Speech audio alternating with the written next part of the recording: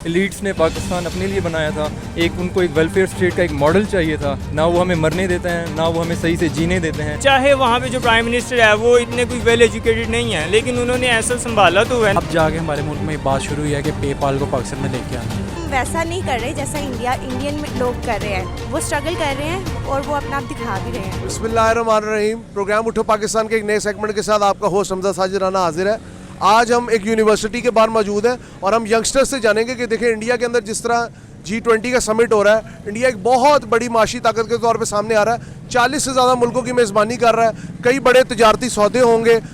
कई ज़रायों का ये भी कहना है कि वहाँ पे गौतम अडानी और मुकेश अंबानी की जो बड़ी बड़ी कंपनियाँ हैं, जिसमें अडानी इंडस्ट्रीज़ और रिलायंस मोबाइल और रिलायंस इंडस्ट्रीज़ और जियो नेटवर्क, इसकी बड़े बड़े मुल्कों के साथ क्या कोलैबोरेशंस होगी, लोगों की आपस में बातचीत होगी।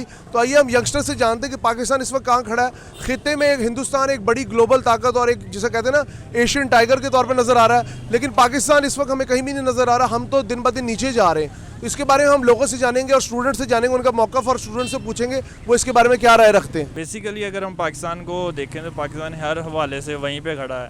एक्चुअली पाकिस्तान तो कर्ज़ों के बोझ तले और ही दबा जा रहा है, लेकिन अगर हम इंडिया की ओवरऑल इकॉनमी देखें और बाकी सारे उसके एस्पेक्ट्स देखें तो हर हवाले से तरक्की कर रहा है, हर हवाले से ग्रो कर रहा है। लेकिन पाकिस्तान जब तक ये हमारे हुक्मरान और ये सियासतदान अपनी याशियाँ छोड़ के पाकिस्तान के बारे में सोचेंगे नहीं, तो कोई इफेक्टिव पॉलिसीज़ नहीं यहाँ पे मुतारफ़ करवाएंगे, तब तक पाकिस्तान यहीं पे खड़ा रहेगा। तो बेसिकली अगर हम देखें तो पाकिस्तान थर्ड वर्ल्ड कंट्री है और अगर हम देखें तो अमेरिका की कॉलोनी है। तो अगर ये चाहे भी तो ये नहीं कर सकता उनकी इजाज़त के बगैर। बिल्कुल। G20 समिट इंडिया में हो रहा है, एक बहुत बड़ा समिट ऑर्गेनाइज कर रहा है इंडिया। मोर देन इधर हो जाए 40 कंट्रीज़ को इंडिया मतलब वहाँ पे बुला रहा है। और गौतम अडानी, मुकेश अंबानी, वहाँ पे डिफरेंट किस्म के इकोनॉमिक उनके होंगे टाइज। पाकिस्तान किधर स्टैंड कर रहा है? पाकिस्तान को कहाँ स्टैंड करना चाहिए, ये तो डिपेंड करता है ना हमारे लोगों पर या हम पर खुद। जहाँ पे हम स्टैंड कर रहे हैं, जहाँ हमारी सोच स्टैंड कर रही है, पाकिस्तान भी वहीं स्टैंड करेगा। इंडिया तरक्की कर रहा है और इसे हम देख रहे हैं और वो उनके लिए अच्छी बात है। उनको कॉन्ग्रेचुलेट करना चाहिए, हमें मुबारकबाद देनी चाहिए। लेकिन बात यह कि हम वैसा नहीं कर रहे जैसा इंडियन लोग कर रहे हैं। वो स्ट्रगल कर रहे हैं और वो अपना आप दिखा भी रहे हैं, लेकिन हम वो सब कुछ नहीं कर रहे हैं। मुझे लगता है कि हम गौर नहीं करते हैं ना अपने ऊपर ना अपने इर्द गिर्द। इवन दो अगर हम यहाँ पर 100 लोगों को देखें ना, उनमें से 5 या 2 लोग कर लो, 2% पीपल जो हैं वो ये सोचते हैं कि हम यहाँ दुनिया में आए हैं तो हमें कुछ करना है। और बाकी सब जो हैं वो अब आप खुद ही देख लें कि इधर जो एडिक्ट्स हैं वो कितने ज़्यादा हैं। इवन एडिक्ट्स वो मोबाइल के एडिक्ट्स हो जाएं, किससे हर तरह की एडिक्शन पाई जाती है। लेकिन पाकिस्तान में ही क्यों ज़्यादा है, ये हमें गौर करना चाहिए ना। लेकिन हम अनफॉर्चुनेटली हम गौर नहीं करते। G20 समिट हो रहा है इंडिया में, ठीक है, इकोनॉमिक टाइज होंगे, मतलब एक कहते हैं ना इंडिया एक नेक्स्ट लेवल पे जाने वाला। चांद पे तो वो चले गए हैं। अब वो क्या लगता है हम कहाँ लैग कर रहे हैं? हमारे पास भाईजान देखें, बेसिकली हमारी जो यूनिवर्सिटी है ना, हमारी यूनिवर्सिटीज़ हमें उस तरह का स्टडी लेवल ही नहीं दिया जाता जिस तरह का यूनिवर्सिटी लेवल इंडिया में है। या वहाँ पे हमारे पास जो इकोनॉमी है, जो गवर्नमेंट है उनकी वहाँ की, वो उस तरह का लेवल नहीं है उनका।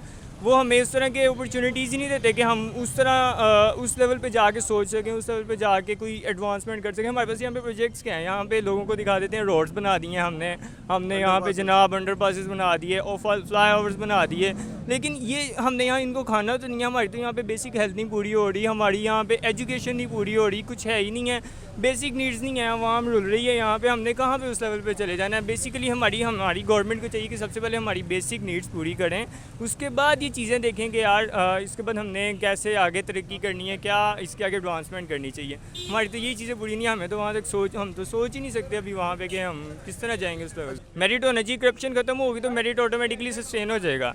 उसके बाद तीसरी चीज़ ये है कि हमें अपनी यूथ को आगे लेके आना चाहिए। हमारे यहाँ पे हेल्थ कार्ड ख़त्म हो गया है, वो तो एक बड़ी ज़बरदस्त चीज़ थी, उसको भी इन्होंने पता नहीं हमारी गवर्नमेंट किस तरफ जा रही है, कुछ कह नहीं सकते। हमारी प्रायोरिटीज़ ही नहीं ठीक।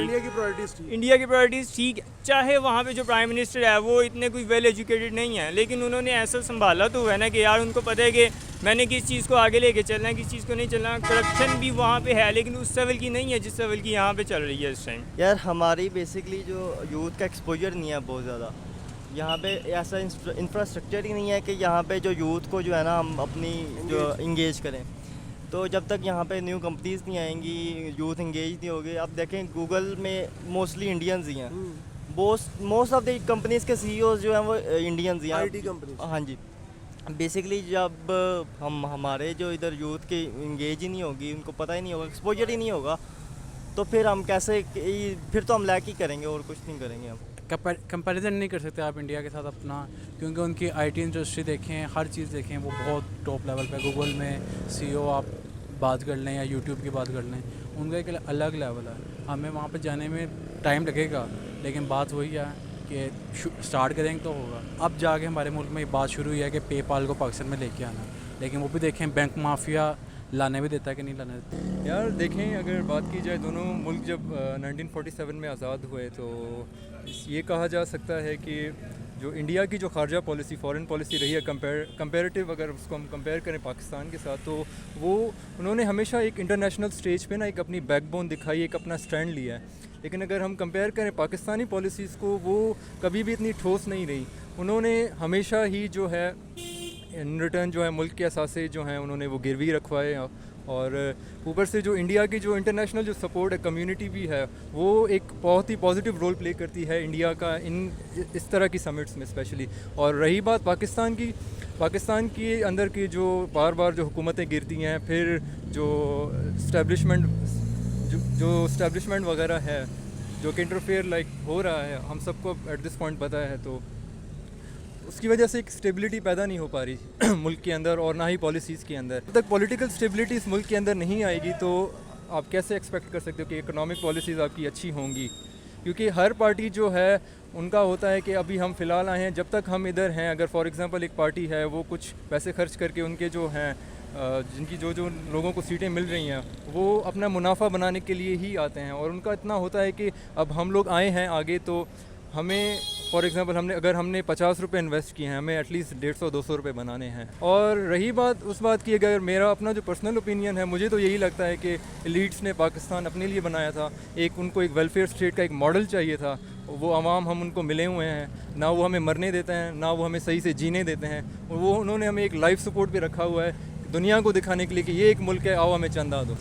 80s-70s से पाकिस्तान की जो हमेशा से जो पॉलिसीज़ रही हैं वो यही हैं कि वो वॉर टाइम 65 से अयूब खान के एरा, फिर उसके बाद जो है अपना याया खान के बाद जो आए अपने जनरल ज़ियाउल हक, इन्होंने हमेशा वॉर के टाइम पे टेक ओवर किया, और इन्होंने जो फॉरेन मुआहदे किए वो हमेशा वॉर की सूरत हाल को रख के उन्होंने पॉलिसी सेट की, जिससे हमें एड तो मिलती रही, डॉलर्स की मिलती रही, तो हमारी इकोनॉमी थोड़ी बहुत स्टेबल रही। लेकिन रिसेंट टाइम्स में 2021 में जो ये जंग ख़त्म हुई है, अमेरिका जो बाहर निकला है अफ़गानिस्तान से, तो उसकी वजह से फ़ॉरेन फंडिंग रुक गई है। और उसकी दूसरी वजह ये भी है कि जो बाहर से, जो यूरोप से जो हमें सपोर्ट आती थी, जो फर्स्ट वर्ल्ड कंट्रीज़ हमें देते थे, तो और ऊपर से IMF हमारे ऊपर थोड़ा हल्का हाथ रखता था इस जंग की वजह से। क्योंकि उनको हमारे बेसिस चाहिए थे अफ़गानिस्तान में बॉम्बिंग करने के लिए भी। अब जब वो जंग ख़त्म हुई है, उन्होंने हमें डंडा दे दी। हम इसलिए नहीं कर सकते क्योंकि हमारा जो कंट्री है ना पाकिस्तान, इसमें सिस्टम नहीं है। इसका पाकिस्तान जो है ये बिल्कुल ख़राब हुआ पड़ा है। ये किस लिए ख़राब हुआ पड़ा है, मैं किसी को ब्लेम नहीं कर सकता, हर बंदा जो है ख़राब है, ठीक है। तो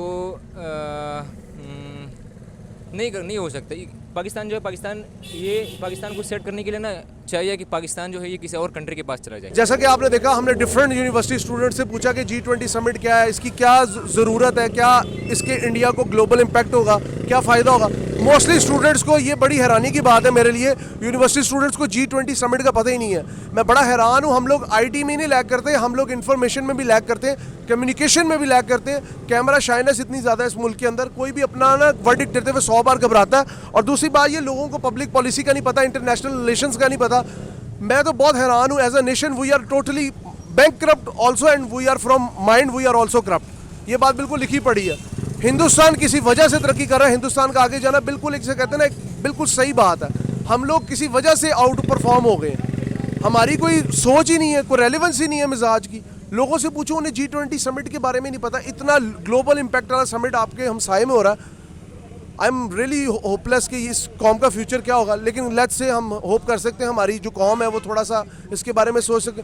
यूथ तो हमारी बिल्कुल से कहते हैं ना, मैं क्वेश्चन मार्क है उनके बारे में, वो क्या यूनिवर्सिटीज़ में लेके जा रहे हैं। ये कि बहुत निजी यूनिवर्सिटी टॉप लेवल किया और इधर बच्चों को नहीं है पता, तो क्या स्कूल्स में तालीम दी जा रही होगी? कब तक मिस्टर चिप्स और ओल्ड मैन एंड द सी पढ़ के हम गुजारा करेंगे? बहुत शुक्रिया।